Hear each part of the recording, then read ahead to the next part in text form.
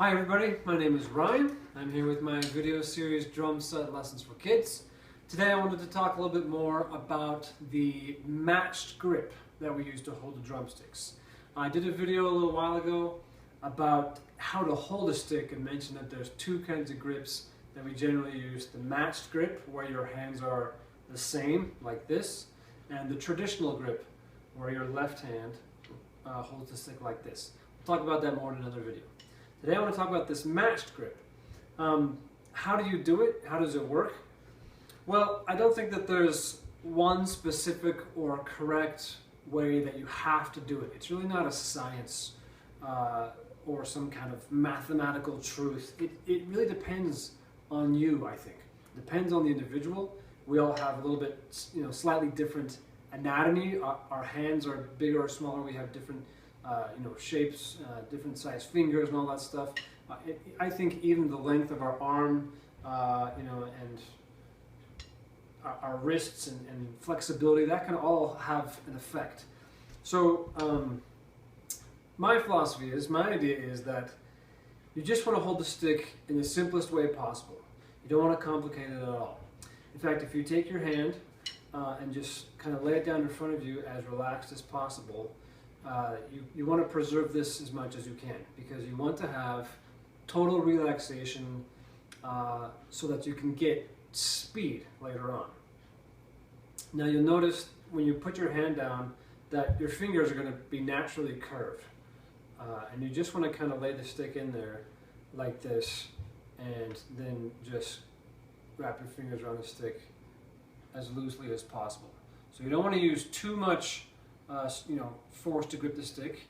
Think of gripping an egg or like a mouse, something that you would want to hold tight enough to not drop it, but that you don't want to grip so hard that you will crush it.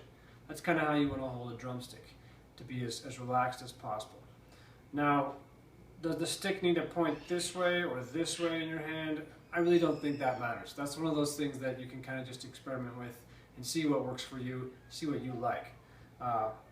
You want to have about maybe an inch worth of stick kind of hanging out the back here, just so that you can get the right amount of stick in your hand. You want to have a balance.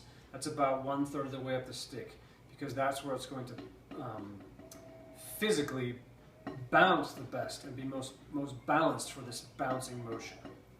Okay, so that's really all there is to it. You want to just have your fingers as relaxed as possible.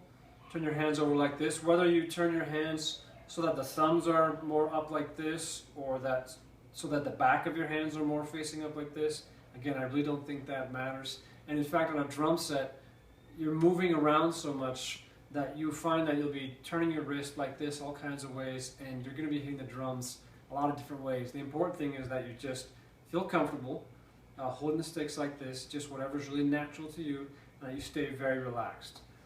Now, there's one thing I wanted to say about what's called the fulcrum. People talk about the fulcrum tons. What's the fulcrum? Where's the fulcrum? Well, the definition of the fulcrum point is the point where something pivots in a lever. Okay, so where's the fulcrum point, and what is the fulcrum, and how you create it? I really don't think it matters.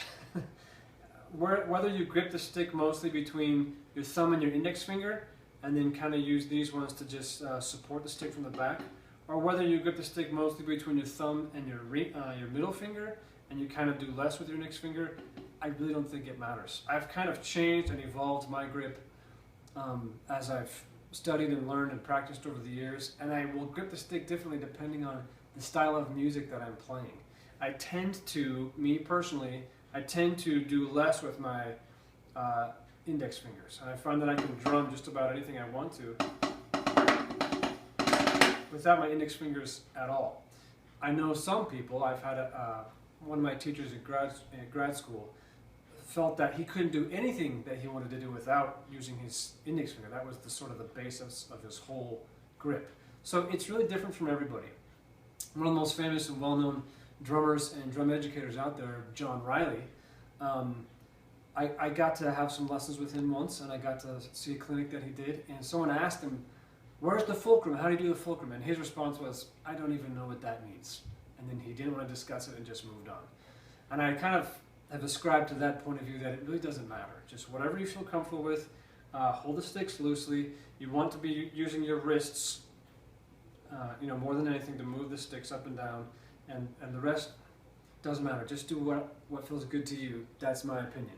Now, if you have questions about that, or there's something specific you're struggling with, send me an email. drumsetlessonsforkids@gmail.com is the address you can use. You can always comment on Facebook or leave a comment on YouTube, and I'll do what I can to help you out. But I hope that gives you some things to think about and gets you started. Thanks.